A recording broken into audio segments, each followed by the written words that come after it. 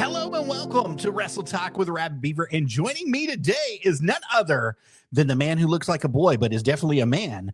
And without him, starting from humble beginnings all the way to where he's at now, and he's going to be a mainstay one day in Tennessee, North Carolina, and Virginia very soon, and a city coming towards you. You don't never know him. He's the anti-hero, Mr. Christian Lee. Christian, how are you tonight? I'm doing all right. How about you? I'm doing great. It's a pleasure to have you here, Christian, tonight on the show. First and foremost, we got to start way back as a little tyke with you. What's your earliest memory of professional wrestling, and what made you want to be a professional wrestler? Earliest moment, I didn't get into pro wrestling until like 2010 when I was little, or all that. I was 6 years old or 7 or 8. Can't remember because I was a little kid back then. I started watching Monday Night Raw. My dad put it on, and basically it was the Raw when the Nexus debuted, took out John Cena. So that was the first episode of Raw. And then SmackDown, I'll tell you what, the man who scared me the most when I started watching was Kane. Like every time I would see that man, I would go in my closet or something like that, because I would I was a little kid and I was scared of him. So those are like my earliest memories, so I could say. And what made you want to be a professional wrestler? What made you want to start? Well, it was like, I think 2015 or 2016 when I was getting ready to go in middle school. I went to a WWE live show in Junction City, and seeing it live in person for the first time kind of gave me a feeling like this is what I want to do. Like, straight up, sent chills down my spine, and I'm like, you know what? I'm going to do this. And then fast forward, I'm getting ready to graduate high school. I go to a promotion which is called WASP, and we all know I work for WASP, right? I go there. I see their first, the first show back in years, and I go, I watch it, and I'm like, you know what? I'm doing this. Well, that brings an interesting point up. How did you break into the business, and who trained you? Let's see. I, started training in Scotty Campbell's backyard, but it was his backyard till it was in the front yard. If you don't know who Scotty Campbell is, he runs beside the ring wrestling. My trainer, the guy who trained me, is Chance Gibson Jr., and we still train. We still go at it. He was trained by Alpha the Wild Samoan, so that's how he's a good trainer and really well-rounded, and he knows what to do. Now, we got to work with you at the former School of Morton and also Smoky Mountain Pro. We got to see firsthand at times the incredible things that you were able to do and accomplish inside the ring. Since then, how have things been going for you? Well, the last time I was there, I got my throat smashed by Commodore Legion, and since then I can't really swallow my food good. But either way, I've been doing good, getting back on the indie scene, and doing my thing. Well, that kind of is very interesting that you say that you're kind of back on the indie scene, because there's somebody else back on the indie scene, and we gotta know. Do you kind of worry about him, especially since you're the anti-hero, and he's this big hero all across the land, Mr. Uncle Slam? Did you just say Uncle Slam? Yeah. Man, me and I gotta go back. He grew up in Mountain City, and we went to the same school together. And we were childhood friends. So basically, I know him like the back of my hand. So you don't even think that he's any competition for you whatsoever? No, if we had to get down to business and wrestle one-on-one in a ring, then yeah, maybe. But I'm just saying, I'm not worried about him. If he's competition, then I'll have no problem. Well, then what are your thoughts on the competition, such as not limited to Devon Belcher, Blade Gibson, Luke Fury, the okayest wrestler in all the land, and Gaston LaRue? Just to name a few that you may face. Let's see. Devon Belcher, I'd smash. Blake Gibson, I'd smash. Anybody that you mentioned, I'd smash. Like, they get in my way, they're just gonna go late, like they're gonna freaking, get laid out and all that. So I have no problem putting everybody down. You're not living in reality, I don't think. I'm sorry, I apologize to be kind of hateful about it, but you're talking about a prime college athlete, one of the best, Devon Belcher. You're talking about the future of the industry, Blade Gibson. You're talking about the kids of Fury, Luke Fury, the okayest wrestler, Alfie Kessler, Gaston LaRue. I mean, and you just sit here and say you're just going to smash them openly? Like Roman Reigns smashed everybody when he was the Universal Champion. He was champion. He had already climbed the peak. He was already at the top of the mountain, Christian. But here's the thing, and here's the reason why I say that. Growing up, I was never afraid to get bold and brash. I was never afraid to speak my mind. I was never afraid to throw a fist at somebody's face. So that's kind of why I am like who I am, and that's why I'm not afraid, to take down anybody, especially the guys you mentioned. Even if it's Get 'em Kilgore? Dude, I've beat Get 'em Kilgore before. It's not a problem. Even though his dad had to smash my throat with a chair, but I beat his dad too. I mean, you were running your mouth awful hard. Yeah. Don't you think you kind of deserve that chair? I mean, I'm the anti-hero. I mean, I'm not... I wouldn't call me a good guy, and I'm not really a bad guy. I'm just the guy. Speaking of the guy, coming up, you've got some appearances that are going to be taking place Saturday, November 15th, 2025 at WASP in Mountain City, Tennessee. I believe that's going to be at the Forge Creek Community Center. Is that correct? Yep. What's going to be going on there? Well, first and foremost, if I have to deal with Miles Long after what he did, I'm going to. Because not only is he's a deadbeat, right? He says that I don't come from his loins. And he says there's no way. So doing that, he attacks me after my match, tries to embarrass me, and then just gets on the mic and says what he's got to say. But in reality, he's a deadbeat. And if I have to beat some sense into him, I'm going to. Or I'll call Mama Lee, and maybe she'll teach him something about being a man. You got to have your mama fight your battles for you, Christian Lee? I mean, the man wanted to leave when I was a toddler, so... How does that make you feel? Does it give you a complex? It's built something inside me. Like anger or... it's been 22 years that he's been gone doing this. And to think he's been out there wrestling and being my tag team partner. And here's the thing. I didn't know he was my dad when he was my tag team partner. I thought he was my tag team partner until I found out he's my father. And then I figure out that's where he's been all this time. So 22 years he leaves, he comes back, he becomes your tag team partner. This has got some really good drama. This is some Jerry Springer crap right here. Comes back and he's your tag team partner. You find out he's your father. You try to make amends with him, try to figure out what's been going on with him, and he just completely blows you off again. Yep. There's got to be something on the inside of you that is burning for real answers here, and we hope that you get them one day. I hope you get them. Even if I have to smack the absolute, crap out of him, because I can't say whatever. But if I have to smack the absolute crap out of him to get the answers that I need, I'm going to. Do you think it's going to come to that? Yeah. If he keeps on running around like a coward that he is, yeah. Do you think you'll have to make a special phone call to your best friend that you mentioned earlier, old Uncle Slam? I think I might have to. And sorry, I had to move my camera. So there we go. But anyways, yeah, I think I'm going to have to. Some point.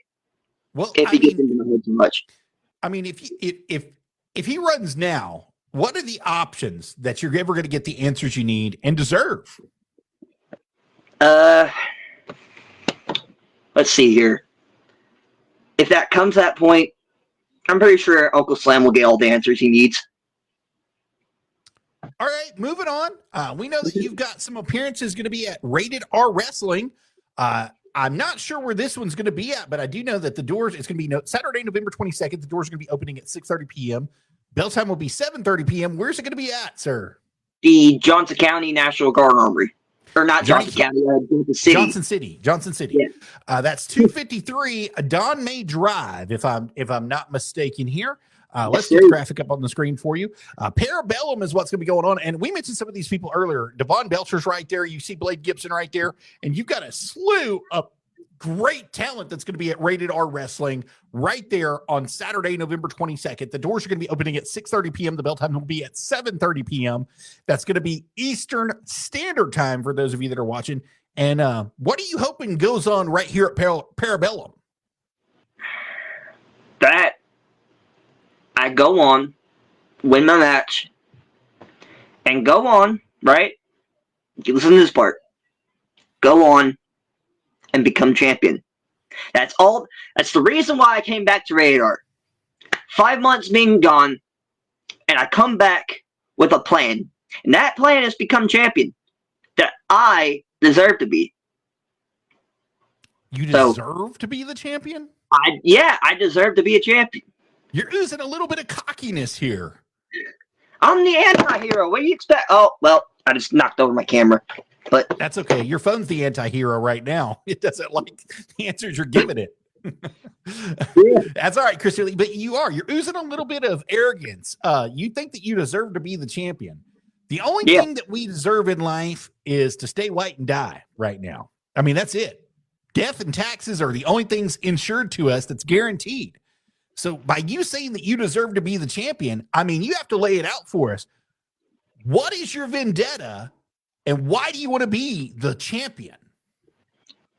Well, my vendetta is because I've been there for 2 years. In those 2 years, I've been used and all that by everybody. I've been cheated. I've been humiliated. And I've been cheated out of opportunities. Like I said, I went into the ultimate opportunity. Their ladder match. Or not really a ladder match. It's just a briefcase on a pole that you had to climb up. But anyways, I've been cheated out of that 3 years in a row. Maybe you just didn't work hard enough for it. Maybe it's that. But there's something... Pardon me, Christian Lee. I'm not trying to be an asshole. I'm just trying to tell you the truth here. I'm your friend. I'll tell you to your face. Sometimes you got to earn stuff in life. It's just not given to you. It's just not handed to you. You got to go out there and make it happen. And for you to come on here and sit here and say that you deserve that title because you've been there for 2 years, well, guess what? There's people who've been in the industry 15 and 20 years that have just recently won a title that they probably should have had 5 or 6 years ago. Yep. Maybe longer than that. You know what I mean? Yep, I know what you mean. So, I mean, you gotta lay it out a little bit more than that. Who's the current champion, and why do you want their title so bad? Well, the fun part is, and you know, I didn't mention the specific title I'm going after. Fill us in. The RRW Cruiserweight Championship. That title that has always eluded me. I've been chasing it and chasing it and chasing it for about almost 3 years. And time again, I've been screwed. I've been cheated. Heck, I've been in, like, I couldn't even show up. But anyways. It sounds to me like you need somebody in your corner. You need somebody to have your back. Somebody that will watch over you and protect you from getting screwed and taken advantage of and losing these matches. And, you know, we've met some people along the way, and you might want to give them a consideration amount here when we mention some names. But there's some people like the Ravishing Reed out there in the world that might be able to take you on as a client if you'd be so willing to be intrigued by his presence. Reed's a winner, and he gets results, baby. So, and he requires the best of all his talent, and that would even require it of you. Do you think you could work with somebody such as the Ravishing Reed to make that happen?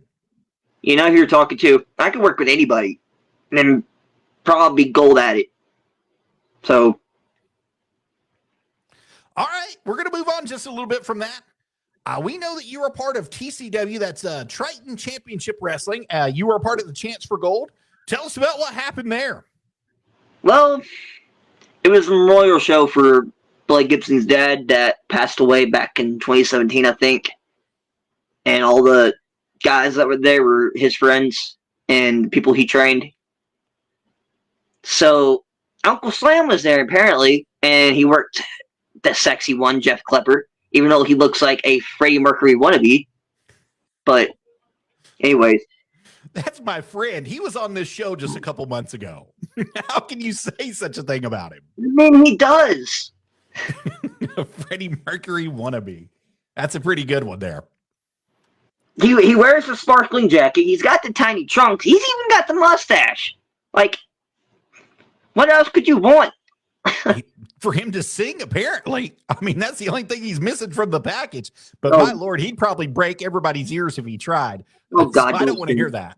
Oh, God, please don't sing. That's horrible.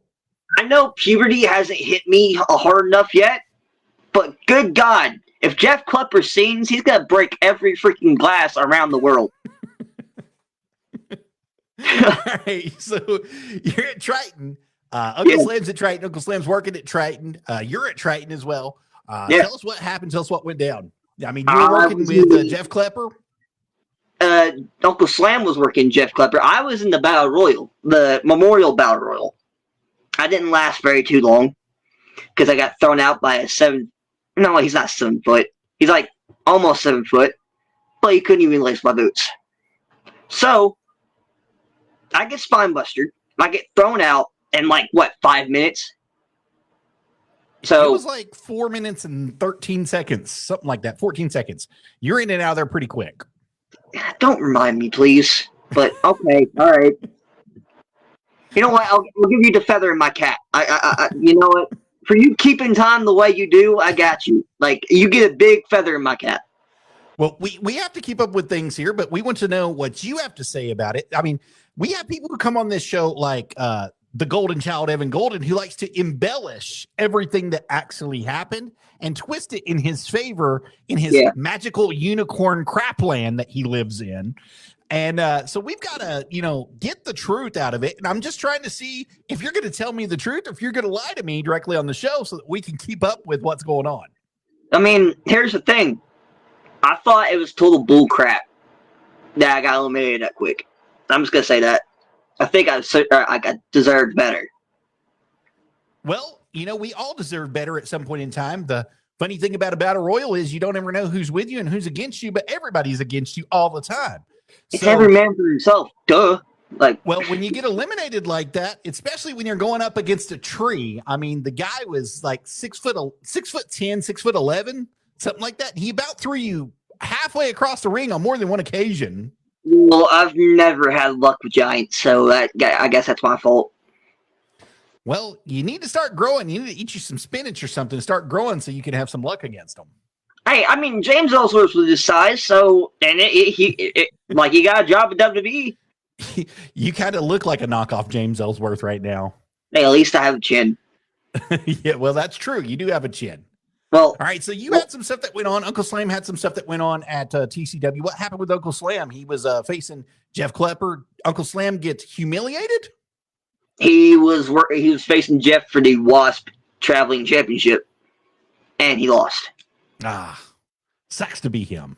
I mean, and I give Uncle Slam credit. He's trying to make it, and he's trying to win some championship gold.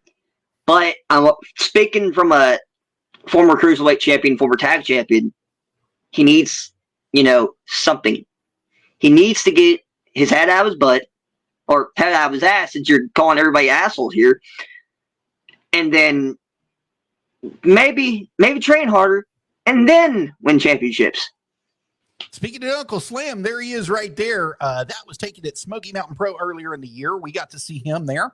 And he was highly impressive with Christian Lee as well. Both of you guys were highly impressive on the docket. Unfortunately, I didn't see you get a whole bunch of wins, but you definitely both did a whole lot of work out there. And it's very commendable to see. One day you both will be champions somewhere. And we hope that you come back on the show when that day comes. So, yeah, go ahead. I'll give you some chance to talk. By the way, why does he look like he's drunken too many beers and went to a PA meeting or anything like that? He does look that way, doesn't he? He looks like Homer Simpson, but with that should be the question. Have you heard his voice though? It's like a cracked out Jimmy Hart. He's like, let me tell you something, man. I'm gonna go in here and I'm gonna beat somebody. The man can do impressions like so good. He can even. You remember that time he did a Paul Bear impression? Yeah, I remember that.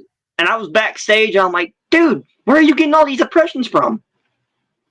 He has no idea. Well, with that being said, Christian, we've got to ask you, where do you see yourself in the business in 5 years? Where do you want to be? Hopefully, somewhere small like the NWA or OVW, somewhere. I wouldn't say I'm going to head to WWE in 5 years, which, trust me, it's going to take a long time because I'm 22 years old and I'm still young and I still have time to, grow into the business and get better, as they say. That's commendable, especially for your goal to be in the NWA, the National Wrestling Alliance. For those of you that don't know, those of you that are just joining us and coming out here, the National Wrestling Alliance is one of the bigger of the smaller operations of the huge companies that are out there. I mean, you've got NWA, TNA, Ring of Honor, which is also a conglomerate of AEW, and you've got WWE, which is kind of at the top in the pinnacle of the mountain. And then you've got, of course, overseas, you've got like the Japanese wrestling companies. You've got a bunch of those that are out there and available. So, for you to say that you want to be in the NWA, that's a very commendable place to be. That's a very smart and wise decision for you to be in a place like that. And I'm going to tell you, man, it's gonna take a lot of hard work and dedication. Richard Harrington said, "There's Christian Lee, Lord mercy." So you got some fans out here talking to you. Yeah, I mean, said dude love, but oh well. Well, it's going to take a lot of hard work and dedication. I think you can get there if that's your goal, if that's where you want to be, is to impress the right people. And, don't sit here and say it's because I'm young or because I still got a lot of stuff to learn. Everybody's got a lot of stuff to learn, including myself. There's stuff that I learn every day in the business. There's stuff that I learn every day in my professional life, stuff that I learn every day in my personal life. You're always going to learn something. Never stop learning. Always be who you are. Be original to yourself, and it will find you when the time's right. It might take a month, could take 5 months, could take a year, could take 3 years, could take 5 years, but eventually the right people are going to see you and they're going to do something with you. Yeah. So I think that's a very commendable thing for you to want that. So moving on from there, we have to ask you about your dream match. What's your dream match? Who would you challenge if you could challenge anyone? And what are you going to do with it? You said challenge anybody? Yeah, dream match, baby. Let's see. I would, and I think I know I'm the person I'm talking about here, but anyways, I would like to go 1-on-1 against Jeff Hardy. Jeff Hardy, the charismatic enigma. Yeah, one of the wrestlers that I love, one of my favorite wrestlers that I grew up watching. Yeah. What match? You know what? Since he likes jumping off a high trap, let's make it a tables, ladders, and chairs match. TLC match with Jeff Hardy. That would be something to see for sure. Yeah. Would you do it tag team style or singles? I'd do it singles. Gotcha. If I found me a tag team partner, then yeah, I'll throw a Matt in there too. There you go. Hardy Brothers versus Christian Lee and a guest partner to be named, to be determined at a future date. Christian, I think that would be a very good match for you. I think that you could learn a lot from those boys. Jeff is very humble, especially now that he's older. He's kind of calmed down. He's had his battles with his demons. He's tried to work them out, and he's definitely worked out a lot of stuff in his personal life. So I think that would be a great match for you guys to have. It looks like you got Richard here. He says, always listen, trust me. Trust me, from an expert, I do know that for a fact. Yep. He said experience. So his experience, he knows that for a fact. Well, you know, the Jeff Hardy thing, though, is a very interesting match. I see your styles. I see both of your styles. You and Uncle Slam both. Uncle Slam would be really good against Jeff Hardy, to be honest with you as well, if that's the way that decided to go out, you and your best friend. Maybe there's a tag match there with you and Uncle Slam against the Hardy Boys. Do you think that may be in the future? I mean, could be. If I choose Uncle Slam instead of somebody else. But what about old Juan Cena? You like old Juan Cena? Oh, man, no. Juan Cena. First off, I thought that was like a meme when I first saw it. But it was real. That was real. I heard about that. That's why I asked. Yeah. All right. So your dream matches with Jeff Hardy, how do you play it out? Where do you want it to be? I mean, what arena would you like it to be at? What company do you want to be working for if it ever takes place? If it ever takes place, then I would love it to be possibly in WWE NXT, maybe. If not, then WASP. If they are paid Jeff Hardy to do it. But, oh well. Well, since we're kind of going mainstream here, you brought up some big names. I'm going to bring some up too. Christian Lee, here is the mainstream question for the night. Do you approve of John Cena beating Dirty Dom and winning his Intercontinental Championship to become the Grand Slam champion? Well, I'll say yes, and I'm also going to say this. It took his ass long enough. So yeah, I kind of alluded to that earlier too. I think it took him a little bit longer. I think that he was trying to fry bigger fish for many years, carry the company on his back, and he could have put any title over that he wanted to and made big. And he decided for many, many years to avoid the Intercontinental Championship. And for some reason, I think that he wanted it before he goes away. I don't know if it's a good move or a bad move for him, but I also think that we're going to lead this into the next question. Do you think that they're setting something up between him and Dirty Dom, or do you think that John Cena is going to be trying to gain the pinnacle and only do something that very few have done before and leave a double champion by not only having the Intercontinental Championship, but winning the world title? I don't see the double champion thing happening, but I think this is going to lead into Dirty Dom becoming babyface. That's where I think. I could be wrong, but I think John Cena took the title, right? And I think he's going to retire with the title and then vacate, and then they're going to have a tournament for it on, Raw or SmackDown or wherever. So. Well, see, I think that's what's going to happen, but I think that he'll do it as a dual champion. I think that that's the goal here is I think that he gets the Intercontinental Championship, and I also think that he gains the world title from CM Punk. I think that he just beats them two magically, and the next night on Raw, he retires and goes flying off into the sunset and vacates both titles. And it gives him not only the record in WWE, which he's currently got, but it gives him an extra chink in his armor for the record. But it also makes it that much more harder for anybody to attain the record from him, which if we're really counting championships, Ric Flair is the all-time champion. He has unsanctioned titles that aren't even counted, like 26 unsanctioned title reigns that are not even counted. So, but if you're counting the sanctioned titles, that would give him the reign. It would make him Superman of the title. So I think that that's where they're kind of pushing it. The other thing is what do you think happens when he vacates that title? Who do you think they set up? Is it LA Knight? Do you think they go with Gunther? Do you think they run with Braun Breaker? I mean, who do you think they go with the Intercontinental Championship? And who do you think they put in the Heavyweight Championship?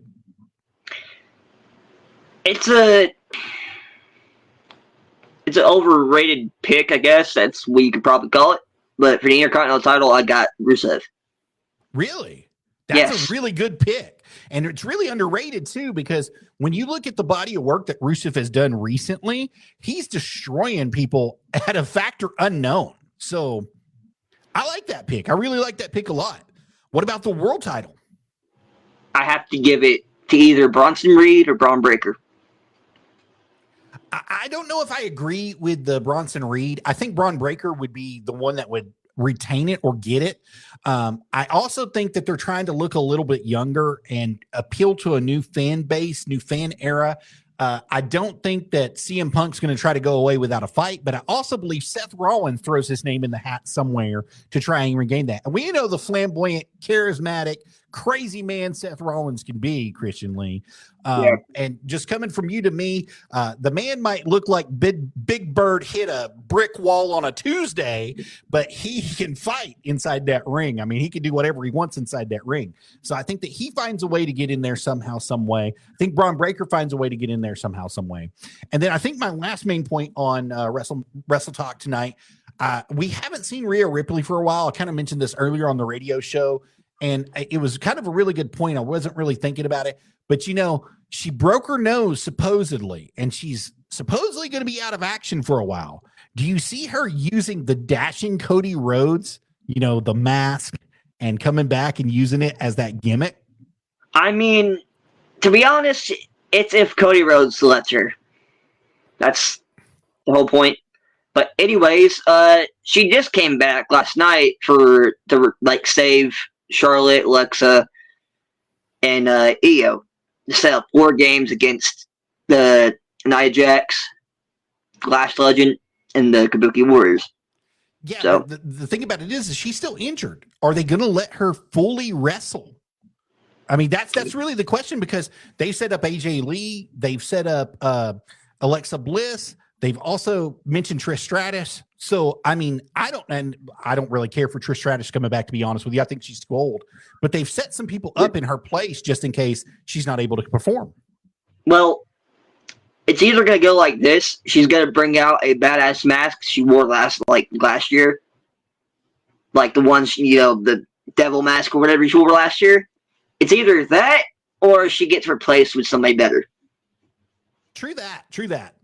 All right, we're on mainstream, so I'm going to talk to you about Samoa Joe real quick. And Hangman Page, we know that world title is up for grabs. They're always running something. And it looks like Samoa Joe has finally aligned himself with a couple people here. Do you feel like he regains that title within the next coming year? Well, I know some people are going to get mad about this and get, angry at what I'm about to say right now. But no. Please, no. Do not let Samoa Joe have back that title. Why? Why do you feel that way? I want this hot take. He needs to put over younger talent. Well, I mean, he is putting over younger talent. You got to think he's taken a 2-year hiatus to work Ring of Honor. He's taken a 1.5 years of that to work with a lot of younger talent and push them over. Yeah. So I get where you're coming from. I think that you're feeling like he's too old. He's too old to hold that title, but the man's still a draw. He still sells the crowd out. Yeah. So there's a double-edged sword here. Do you give it to the man who sells the crowd out, or the younger kids that are just trying to make a name for themselves? I think I give it to the older guys, and I'll give it to both, to be honest. So, well, elaborate. Why would you give it to both? Why would you give it to one, and then why would you give it to the other? I'd probably just, if it was me and I was booking the show, I'd let the older guy win the title, right? Give him a feel-good moment. Say an older guy that's getting ready to retire and he's never won the specific championship, give it to him. And then a couple months later, have him do the honors of, putting the young talent over and give it to... And dropping it. Yeah, drop the title, give it to the young talent, let them go out on a bang, see how the respect and camaraderie goes out. I think we got to see that more than once in WWE when it happened. I'll give you a perfect example. For the U.S. title, when Santino Marella won the U.S. title and he beat Jack Swagger. Now, Jack Swagger was on his way out. He was on his way into AEW at that time. Jack held it a long time. He was a young man himself, and Santino Marella got it, and the pop was phenomenal for him because he regained something that was so near and dear to his heart that he put on. I mean, no offense, Santino. I know you, buddy. I know you did some bad gimmicks for a long time, but you were comic relief and used as comic relief for a long time. But you finally got to the point that you got over with the crowd, even being comic relief. You did whatever it took to get over. And sometimes, Christian, I think that that's what we have to do. And I think that's what you and Uncle Slam will both have to do at WASP, TCW, and RRW coming up this month. You know, you're going to be at WASP the 15th, Saturday, November 15th, 2025, right there at the Forge Creek Community Center in Mountain City, Tennessee. And by the way, also, November 15th, not only it's WASP, but your boy right here is turning 23 years old. So that's right. It's your birthday, November 15th, 2025. So happy early birthday from us right here, because I don't know if we'll be able to see you before then or not, but happy early birthday. And it's going to be for Thanksgiving Thunder at WASP as well. So we're going to get to see some good wrestling. You're going to get to be a part of some good wrestling. And we want to invite each and every one of you guys out to see these great shows that are going to be taking place. And then also on Saturday, November 22nd, you're going to be at RRW. That's right. Rated R Wrestling in Johnson City, Tennessee. And you're going to be having some huge stuff go on there. And like you said, you might be having a little bit of an identity crisis from the way it sounds, or you might be having some mental issues from the way it sounds. And we got to know what's going to be going on. So we're going to be keeping a close eye in the days to come on this. We're going to be getting some answers from you, Uncle Slam, and from some other people at Rated R Wrestling to find out what's going on. If Uncle Slam shows up, and I'm just going to say this, if I'm not there and he shows up, then yeah, you know everything you need to know. Absolutely. Christian Lee, I'm going to give you the final words for tonight. Well, before we do final words, do you currently have any merchandise for sale? Not yet, but there are going to be Slam Buddies available soon. And Pro Wrestling Tees, I'm dropping some shirts soon. Still getting made. So when they get made, I'm going to post a link. I'm going to post it on my Facebook.